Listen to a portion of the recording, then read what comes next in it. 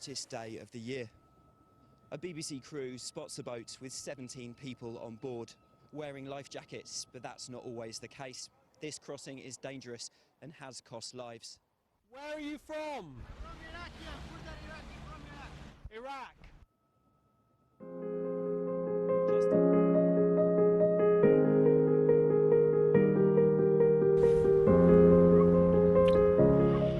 Well, good morning, and welcome back to An Angler's Diary. Thank you for joining me.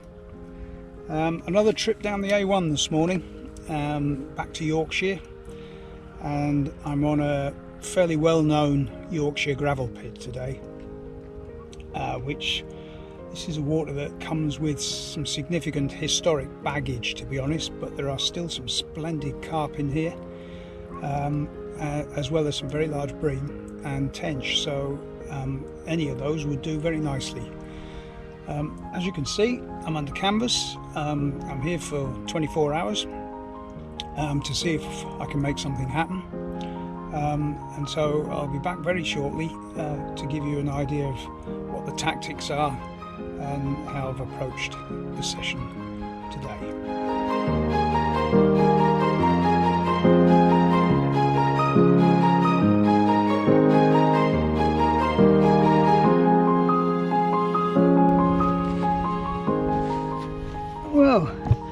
So tactics. Well, the first thing to note about this water is that it is very, very weedy.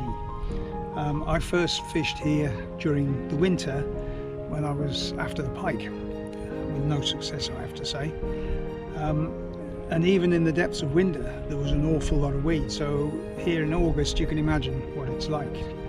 The regulars on here tell me that success or failure hinges on finding a hard spot, a clear spot to fish over, so that you at least are fairly confident that your rigs are fishing as you'd intended.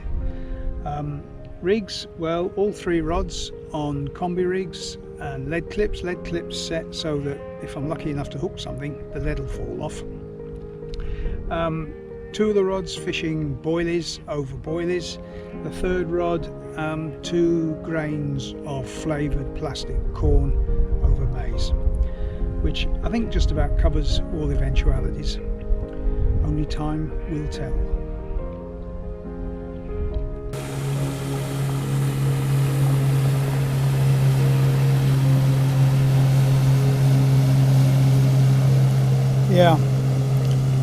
Yeah, I kind of forgot to mention one of the other attractions of fishing in this lake.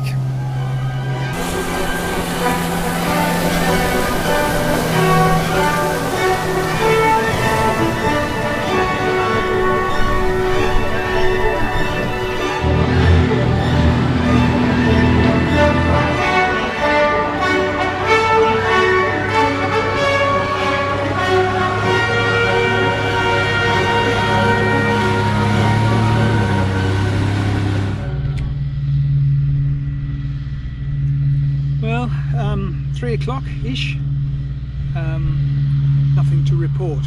I've rebaited all 3 spots. Now, my initial thinking was that I wasn't going to put too much bait in because it's going to be, and it is, such a warm day.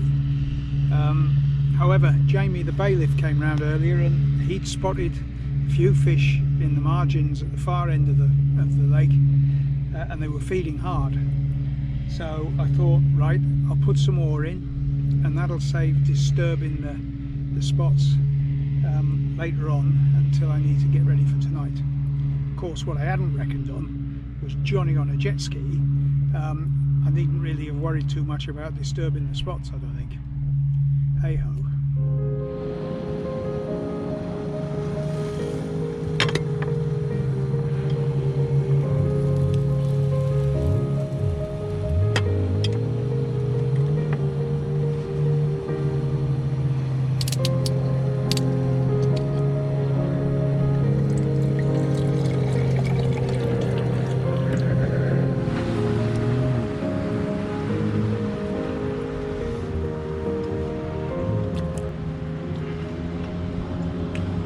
2.5 hours of jet skis.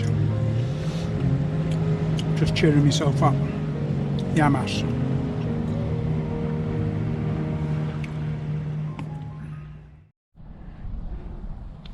Listen.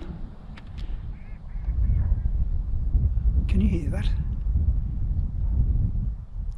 That is the sound of silence. No more jet skis.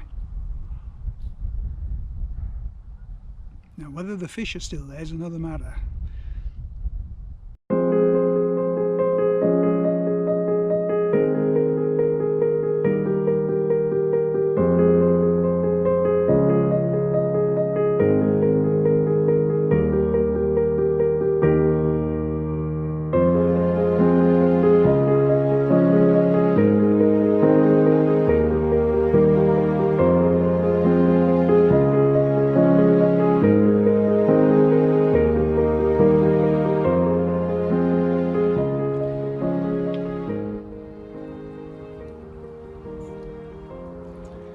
Well, good morning.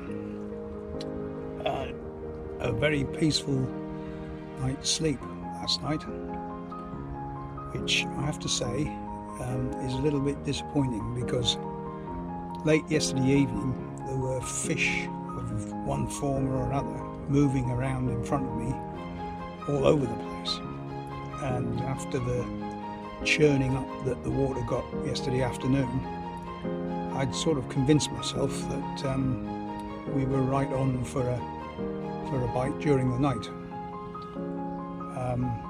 and sadly that didn't happen. The regulars on here tell me that the early morning is often the time that the bites come, so fingers crossed. Did that sound a bit like a straw firmly grasped? We'll see.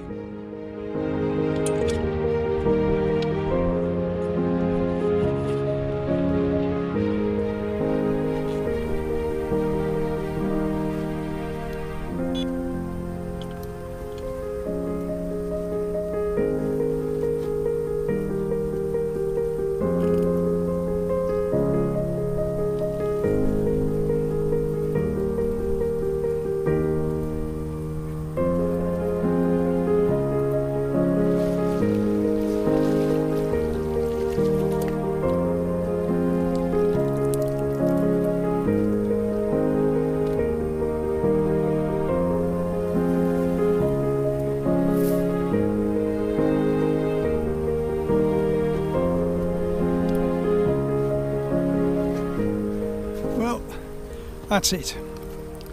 Time to go home. To sum it up, I think it's been interesting and disappointing in equal measure. In all my years of fishing, I've never shared a day with numerous jet skis, and whilst all the regulars on here say it doesn't affect the fish, I'm afraid it's certainly impacted on this particular angler. However, based on that experience, I now know which days to avoid, and so I will be back. As I said right at the start of this, there are some really nice carp in here, and to catch one of those would be a worthwhile ambition. If you've watched this far, thank you very much. That's another diary page in the Angler's Diary done. Until the next time.